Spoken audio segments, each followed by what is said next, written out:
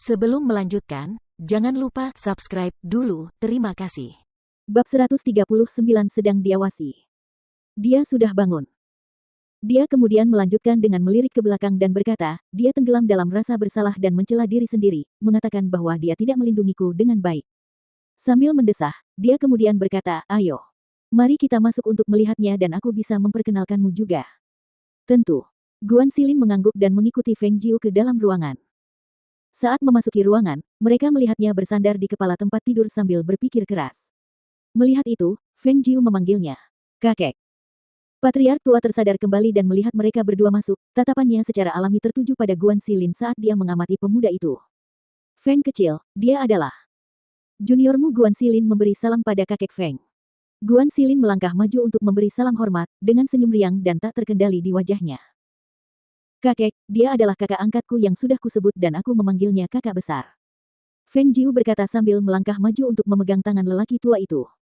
Dia kemudian berkata, dia banyak membantuku, dan dia orang yang cukup baik.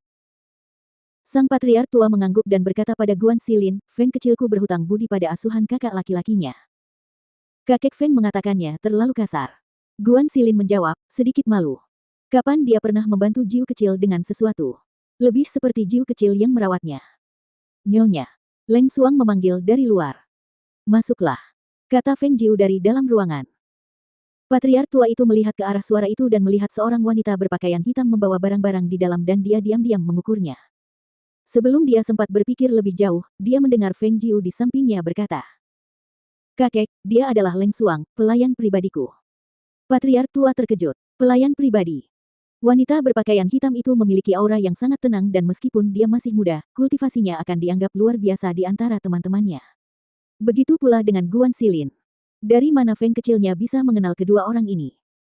Meskipun dia mempunyai banyak pertanyaan dalam hatinya, dia tidak langsung mengungkapkannya tetapi hanya terus mengamatinya.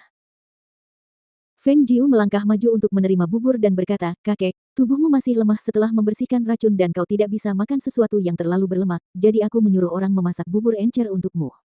Makanlah sedikit. Baiklah.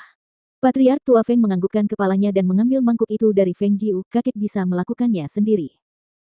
Melihat situasi tersebut, Guan Xilin berkata, Jiu kecil, kita keluar sebentar saja. Aku harus ke dapur untuk melihat apakah Ibu King sudah menyiapkan obatnya atau belum dan aku akan membawanya ke sini untuk kakek Feng. Setelah berkata demikian, dia keluar dari kamar bersama Leng Xuang dan menutup pintu di belakangnya. Setelah mereka pergi, Patriark tua Feng kemudian bertanya, Feng kecil, bagaimana kamu bisa mengenal mereka? Itu akan menjadi cerita yang panjang, tetapi aku akan memilih poin-poin pentingnya saja dan menceritakannya kepada kakek. Feng Jiu berkata sambil tersenyum. Sambil melihat kakeknya menyeruput bubur, Feng Jiu menceritakan kepadanya secara singkat tentang kejadian-kejadian yang terjadi ketika mereka bertemu, tetapi hanya sebagian. Dia membalikkan seluruh cerita ketika dia berbicara tentang bagian di mana dia melawan kawanan serigala untuk menyelamatkan Guan Xilin.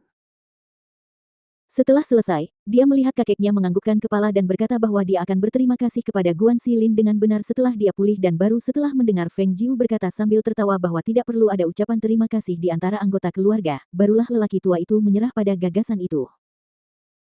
Akhirnya, Feng Jiu menyuruh lelaki tua itu minum obatnya dan menyuruhnya tidur siang, tetapi karena masih ada sisa racun yang belum sepenuhnya hilang dan masih ada beberapa efek dari stimulan itu dalam darahnya, dia merasa agak gelisah.